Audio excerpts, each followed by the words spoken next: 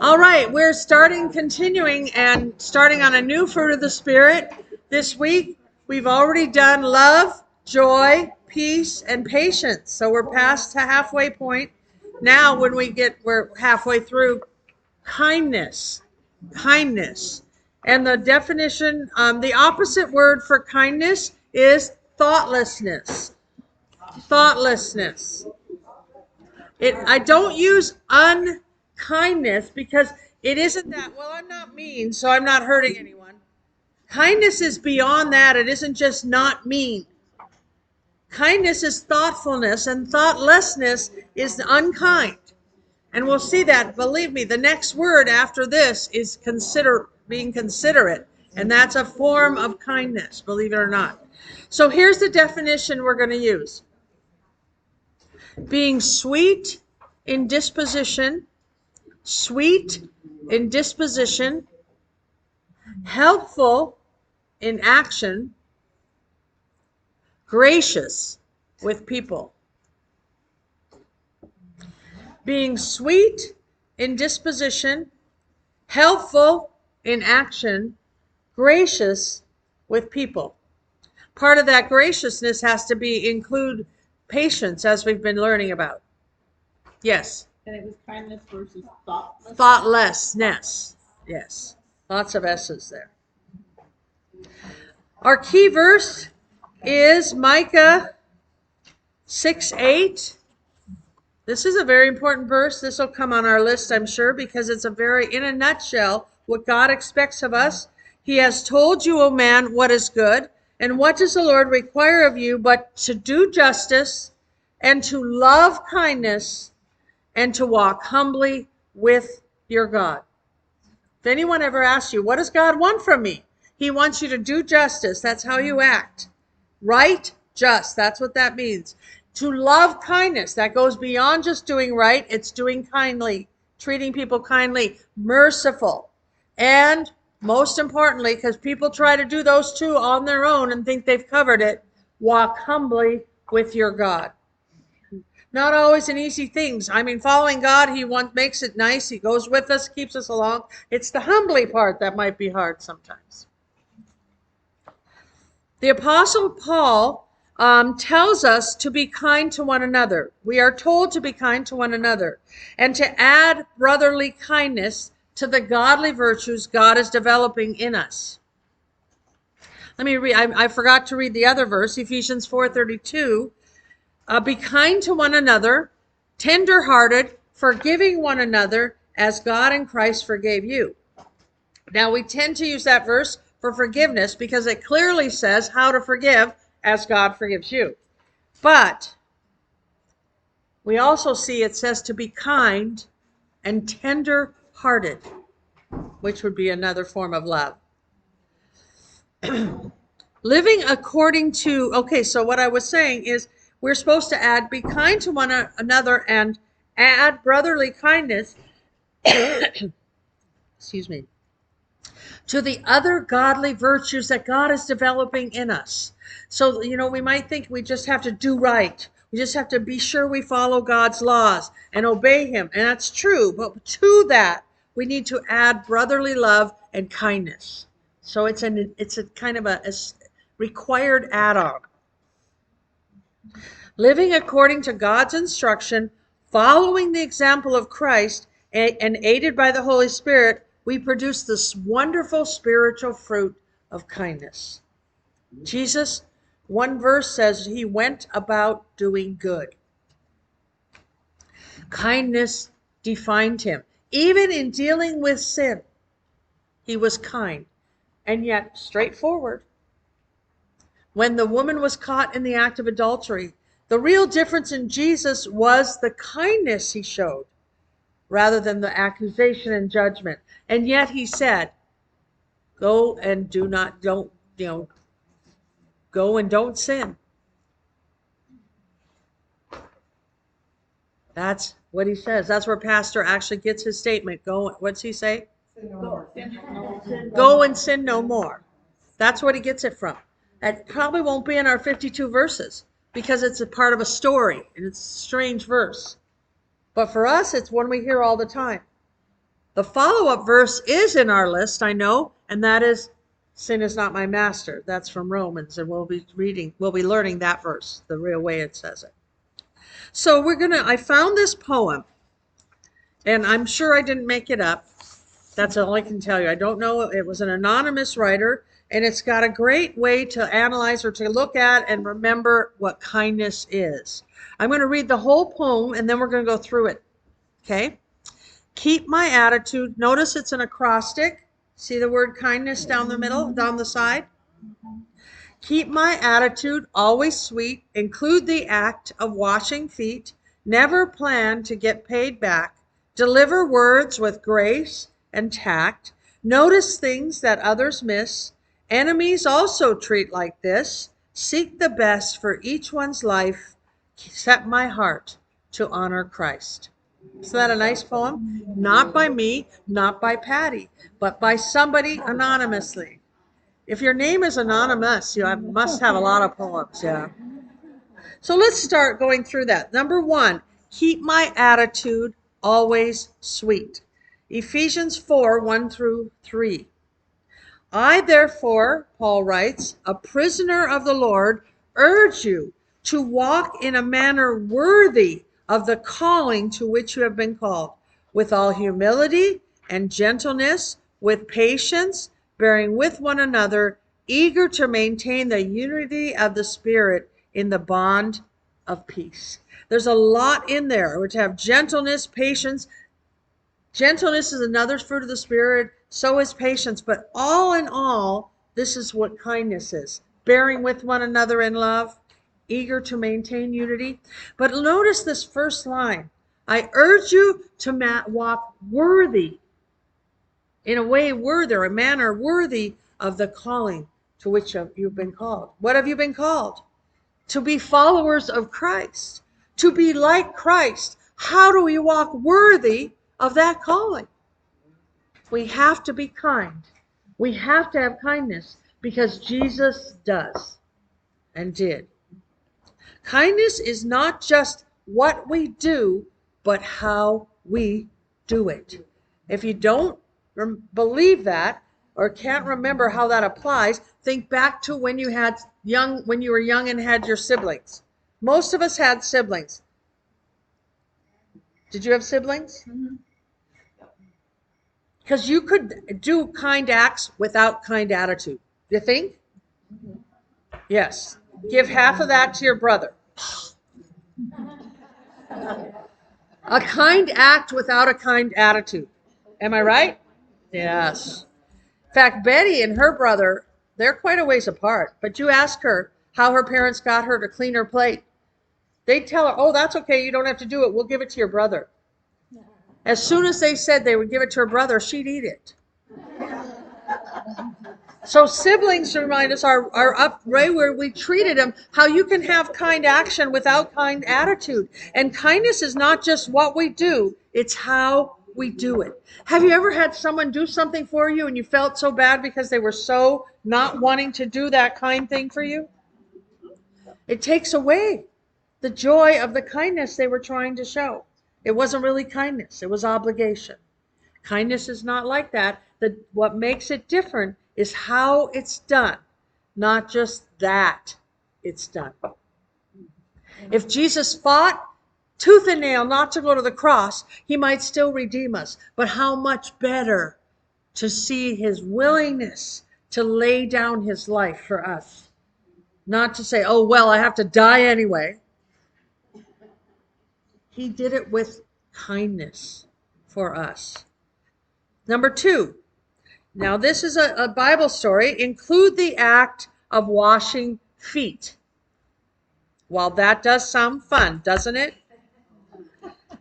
Let me read this story, part of the story here in John 13. Your handout says 1 to 20.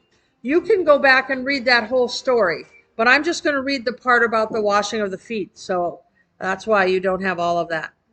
When he had washed their feet, you see, after Jesus took a towel on himself and he washed their feet, then he explained it, and that's this part.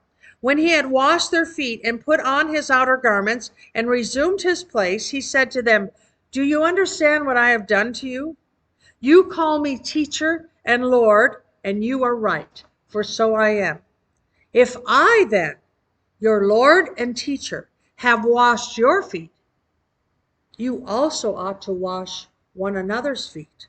For I have given you an example that you should do just as I have done to you." He didn't just say, you all have to sacrifice for each other and not show us what it meant. He wanted them to understand. Now, washing feet to us is weird. Culturally, oh, we had a foot washing ceremony. That's odd. It's not normal. But what this represents, there are things in our culture that are normal ways to express sacrificial kindness. It isn't washing feet, but when this says include the act of washing feet, it's saying follow Jesus' example. Self-sacrifice is the essence of true Christianity. Kindness also means being zealously affectionate toward God and his church. 1 John 3:16. By this we know love, that he laid down his life for us. Yes, that's how we know love. Let's stop there. But the verse doesn't stop there, does it? You read ahead already. You know there's more to that verse. And we ought to lay down our lives for our brothers. It was interesting today with the change of rooms and the moving things, deciding things. The people who usually help anyway were very kind in being patient and helping us get everything ready. Susie and Virginia. And Tony, because she comes with one of you, she's turned into one of those two. And they lay down their lives, they go and do, and they run and get and do all that. And it's self-sacrifice. And that's kindness. And what they're doing is laying down their lives for each other. You know, for me, in this case, there are times when people might say, I sometimes think of saying it, but I don't want to sound like I'm bragging, but when someone says, can I ask you a favor? And I feel like saying, we're supposed to lay down our lives for each other, so I guess, yes, you can. Would you mind so much doing this? Well, I would die for you, so yeah, I don't mind doing that. That's how it's supposed to be. Laying down our lives for each other. And sometimes that isn't always physical life. Sometimes we might have to lay down our comfort, our comfortableness, our time. Oh, yeah? Can we do it tomorrow? You know? And all that is self-sacrifice. Doesn't just mean literally giving your life. It can be changing your life. It can be doing what you're not so comfortable with and maybe don't even think they should need, but they do. That's self-sacrifice. That's kindness. That's how Jesus was, and that's how we're to be. We can express Christian kindness in mercy, compassion, and love toward others, and kindness is an action, not a thought. All right, the next one. This is part of kindness also. Never plan to get paid back. Never plan to get paid back. That doesn't mean you'll never be paid back. You might be, but don't do it in order to be paid back. Never plan to be paid back. Ever say, I'm doing this because I know then they'll do it for me. Well, that kind of goes back with the siblings, but it is like that. This is, I'm telling you, the sibling relationship is not where we look at kindness, usually. But sometimes it totally is. God could have chosen any relationship in our lives to compare to the church body. But he chose brothers and sisters. He knew what he was doing. You text Adam and have him hit some heat? I can feel it going down. Let's look at that verse. But love your enemies and do good and lend, expecting nothing in return. And your reward will be great. Don't even expect that reward, or you're expecting something in return. He's stating a fact. He's not saying, so count on it. And you will be sons of the Most High, for he is kind to the ungrateful and evil. Did you notice the rain fell on people who don't deserve God's provision today? We're his people. He's taking care of us now with rain. But he's taking care of those people who are ungodly and evil and ungrateful and don't even recognize that he's the one doing it. And yet they still get it. Rain falls on the good and the evil, not because they deserve it, but because God is kind and merciful and compassionate. Kindness is not as highly prized by everyone as it should be. You might feel, and I do feel, I want to return kindnesses, especially to those I care the most about. But the world isn't all like that. They tend to be more of a deserving culture, which says, well, you should be kind to me. I'm nice. And they expect from people. It's an ungrateful attitude. It's more normal among us. It kind of sets us apart that we're not like that. Many think that being kind has too costly a price tag, and they're not willing to pay it. They won't pay it. If I'm kind, people are going to walk all over me. If I'm kind, I'll be weird. That's not cool. I want to be cool. Different reasons people think, and it's too time consuming. I don't have time to be kind. That's all I can do, get through my own schedule, get my own stuff done. Kindness sometimes takes time. Takes extra time, unplanned time. That's some of the hardest. That's why we have to have, what is it? Flexibility.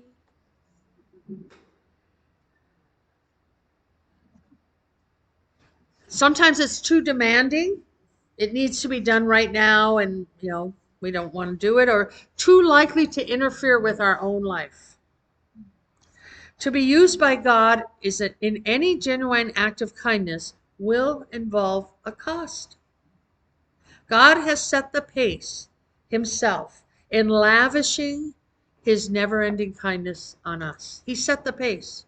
This is the standard. You don't come up to, I'm as nice as Erlene, so I'm kind enough because I'm as kind as Erlene. No, it's, are you as kind as Jesus? He set the standard that we follow with his lavishing love.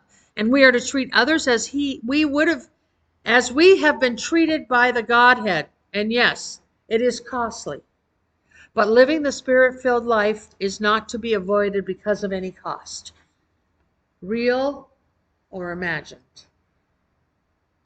Number 4, deliver words with grace and tact. Many children are named Grace. Their parents name them Grace. Very few children are named Tact. But we need both those things. Let me read the verse there.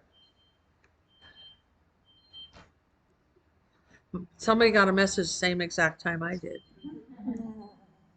Oh, we have several verses here. Ephesians 4:15. Rather, speaking the truth in love, we are to grow up in every way into him who is the head, into Christ. This is the verse that we need to remember. Truth and love.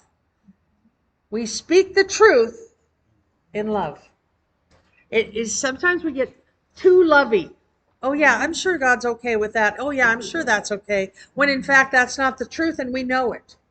So somehow, oh yeah, well then I'll just tell him, you're so wrong. That is not the truth. Don't say stuff like that. You're wrong. You really can't do that. Now I'm being truthful, but not with love. We need truth and love, or truth and grace. Those go together. And thank the Lord, he is truly God, a God of truth and a God of grace and love. Colossians 4:6, Let your speech always be gracious, seasoned with salt, so that you may know how you ought to answer each person. There could be a difference in how you answer each person. And we want our speech. Now, what does it mean, do you think, to be seasoned with salt?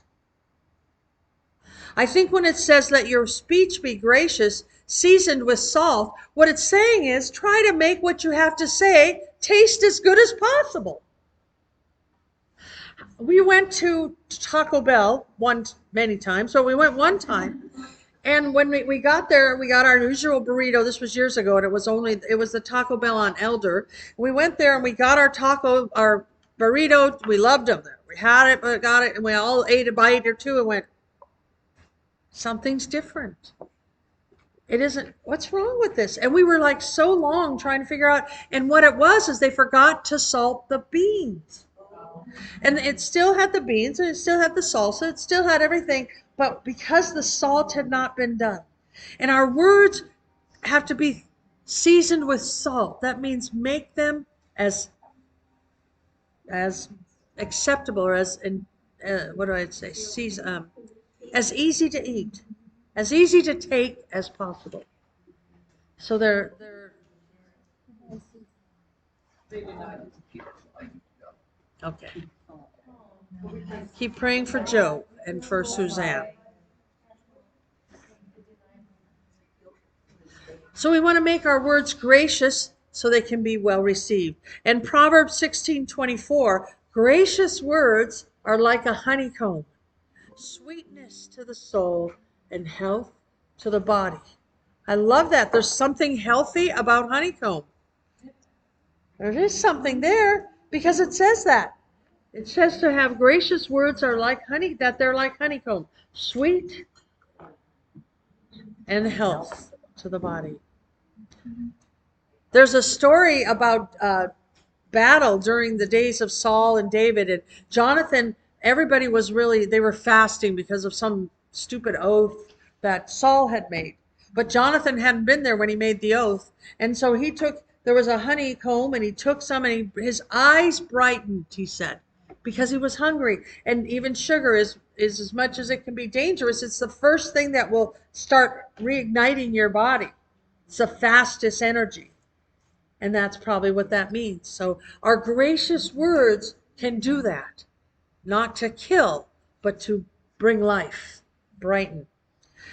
You've heard the expression, sticks and stones may break your bones, but words will never hurt you. Yeah, that's not true. We think it will stop kids from being sad because the words hurt, but the saying should really read, be sticks and stones just break my bones, but words will really hurt me. It's true. They really hurt. We have to watch. I know someone who would not sing. She could sing, but some rude teenager, when she was in youth choir, told her, why do you even try? You sound terrible. And it wasn't true. And it was mean. Even if she sounded terrible, you didn't have to tell her.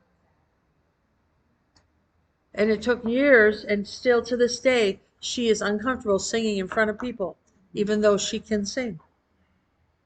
But because of that comment, words hurt. Tact, what is tact?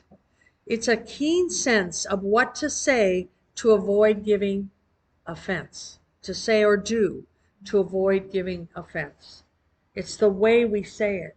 We can learn that tact. It's partly kindness. Sometimes it's just thinking of how the other person will feel when we say it. We have an expression we use, in the world. They use this. They'll say something, and they should have realized it would offend that person because of something recent in their life. And what do they say at the end? Too soon?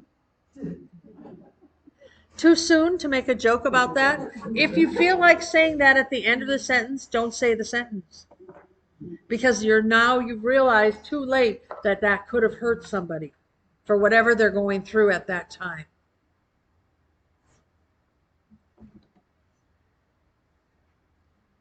It's a skill. Tact is a skill in dealing with difficult or delicate situations. I think we have time for one more. Notice things that others miss. Notice things that others miss. This doesn't mean you point out to people you didn't dust on that table. I saw the dust over there.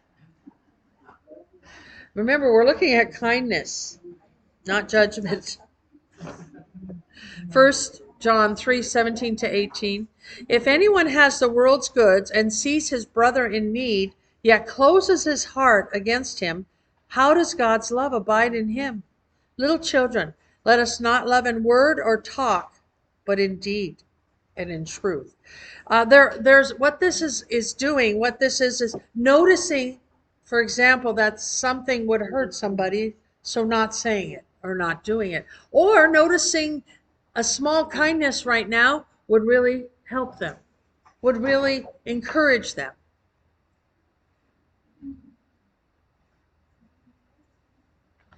And so that's what this means by notice things others miss. And you might see because you're looking at situations with kindness in your heart, you might see something to do or to say to someone, even after hearing prayer requests. If something came to your heart that for specifically someone, you might take a moment and go make sure you talk to them after. You don't have to say this a word from the Lord unless you feel he wants you to, but you just might have a word that others missed, what might encourage them. Or you might have noticed, I have an answer for that issue. I know that you can get the lift, so I'll tell Jackie, push forward. That I have something others might not notice, but because of my own life situation or life experiences, I do have something. And be willing to notice that and do something about it. We have very few opportunities to do great acts of kindness, but scarcely an hour passes without a chance to perform a minor and unnoticed one. Think about it. We rarely have opportunity to do great acts of kindness, but scarcely an hour passes that we don't have an opportunity to do something small and unnoticed as a kindness. If we are paying attention, how can I be kind? If we think of doing a kindness, do it. Timing is everything with kindness. Ever have something later go, oh, I thought about doing that at the time. It would have really been good to do it. It might have changed things. After all, what's the use of doing a kindness if you do it a day too late? There's usually a quick window of opportunity, and then it's gone, maybe forever. So we have to use that. Notice things that others miss is also respond timely, because it might make all the difference. Rather than rush the last three of these, we'll leave them for next week. And we'll also next week, actually not next week, but the week after, right? Is it next week? Okay. Alicia's going to share with us next week. I am not going to be gone. I am going to be here. She's giving me a break, and I want to be here sometime when she speaks. I never get to hear her. And so look forward to that. We'll just take a break. I don't know if she's doing the fruit of the Spirit or what she's doing. I'm letting her have the freedom. But regardless, we'll finish this the next week and also do considerate, to be considerate. And that'll reinforce some ideas about kindness. That's our next word. Thank you, Lord, that you are such a kind God, that your example we will never go past, even if we try for every minute of our lives. Thank you that you have set a high standard so we can use kindness freely and not worry that we're too far on it. Help us to follow your example closely. Be with Suzanne right now and dealing with whatever came up with her husband. And Lord, I pray that you'll bring healing and completeness to what he needs to whatever he needs. In Jesus' name, amen.